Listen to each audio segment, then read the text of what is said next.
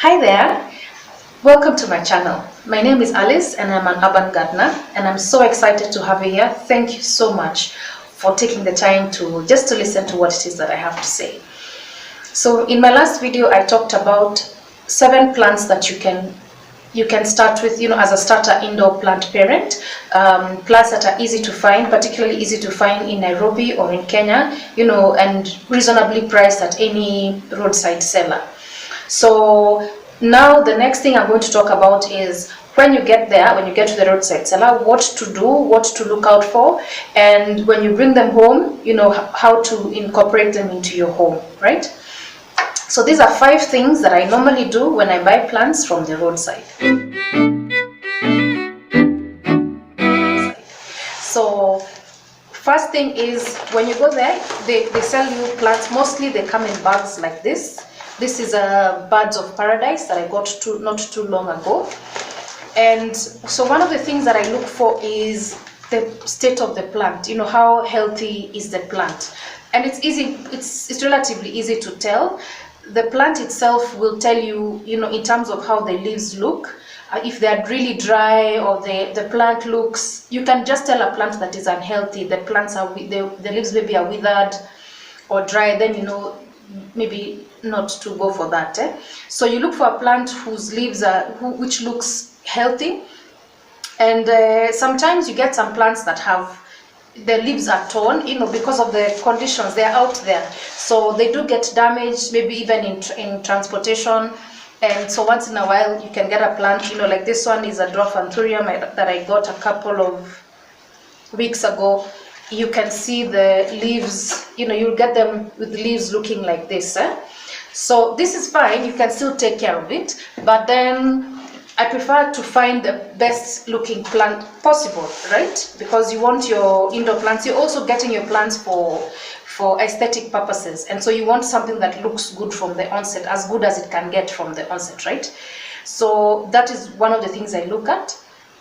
I just look at the general plant health, how does it look, and then I look at the bags, or if it's in a pot, you just look at it, because sometimes these bugs or the plants that have been placed on the ground are prone to attracting slugs or snails.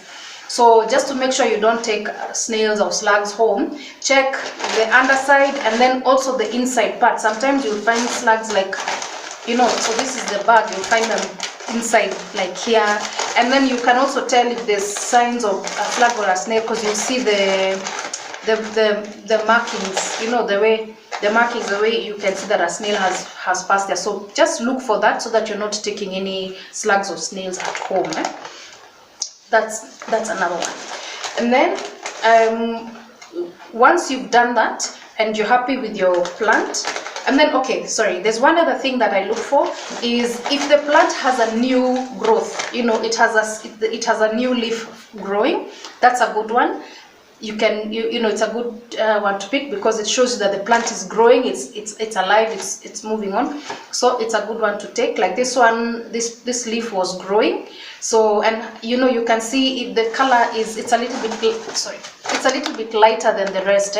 So it's a new growth, right? So that tells you the plant is in good health condition, and so that tells you everything in there is going okay, so you can take that with you. So now you've gone home, and when you take your plant home, don't put it into the house immediately. You first put it in a shaded area. So maybe you have a garage, or there has to be some light. So a shaded area that has indirect light, or under a tree, something like that. But put it somewhere, or a balcony. Put it somewhere that's not inside the house to start with, and then you take a sprayer bottle like this, and put in water with some liquid soap, and then just spray on the plant, like that, to clean it. So just in case it has some bugs that you didn't see when you are still at the roadside, you take care of those, so you make sure you go under the leaves, and you take this one with soap. This one doesn't have soap, and you spray it. So you try to clean it out without disturbing the plant too much.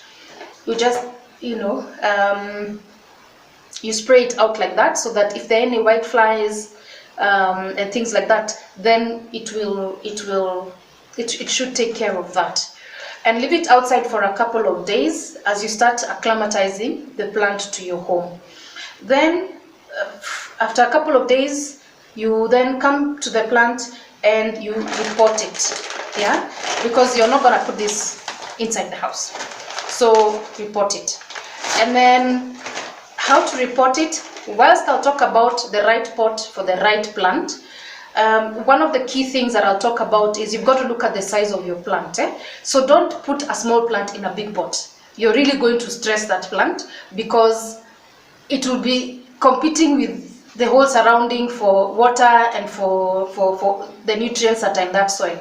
So please make sure that your pot is corresponding with the size of your plant. So for example, this pothos, there's no way you can take it and put it in a bigger pot. You know, it's got to, then you just, all you do is once it's outgrown its pot, then now you make the plant grow within the space that it's in. So even when you bring a baby home from the hospital, most of the time you put them in a Moses basket or a cot, you know, something that is, and then the baby grows into a bigger bed. So it's really pretty much the same kind of scenario. So please, when you have a plant, please make sure that the pot really corresponds with the size of the plant, so it's not too big or too small, right? So now you pot your plant using your potting mix, and then you put the plant into the house. But before you put the plant into the house, you now clean it. Now after potting it, right? After potting it, your plant is still outside, So you've done your first thing of cleaning of spraying the plant with soapy water, yeah? You've given it a couple of days. Then now you've repotted it. You're still outside. And after you repot it, then now you clean it thoroughly, yeah? You're not going to bring this dirt.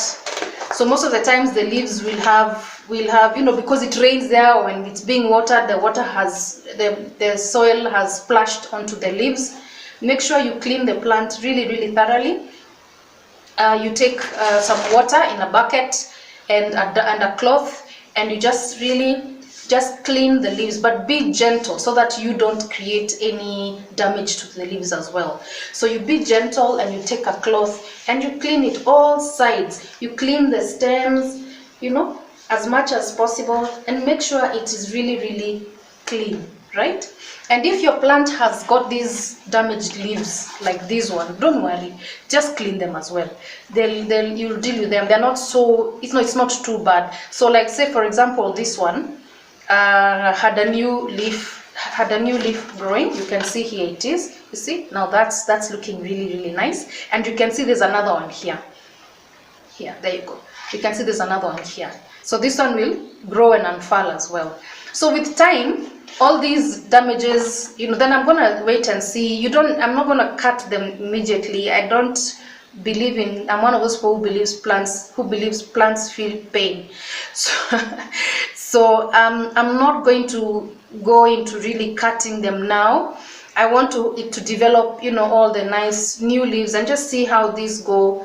Some plants, the old leaves die off themselves, and then you take them out. If not, then maybe at that point in time I'll consider what to do, but it's not too bad, right? But then it's always important to keep your plant clean and dust free. So I clean them with a damp cloth, you know, and just water, and just clean it out. It's also a good time for you to check if there are any bugs like white flies or whatever. But oftentimes, you know, that's, unless there's not, you'll not really find that as an issue, as long as you keep your plant hygiene on point, you know. So yeah, so there's that. And then so now you've brought your plant to the house, you've cleaned it, and you've potted it. So the last thing to do is now to place it in the right place. Yeah, so you've bought a dwarf anthurium, for example, and now you want to place it in the house. And so this one, you want to place it at a place where it will get indirect sunlight. near a window is fine. At a balcony is fine, but it should not be in an area where it's dark. So you should not put it in like a bathroom, depending on the amount of light. Not necessarily. So again, I'll talk about the right plant for the right place. Yeah. So then you place your plant where you've planned to keep it, and let it sit there and settle down and acclimatize, and and all that. And so so I hope this has been helpful. If you have any other questions, please feel free to ask. And again, if there's anything else you'd like to know, please feel free to let me know. Thank you so much.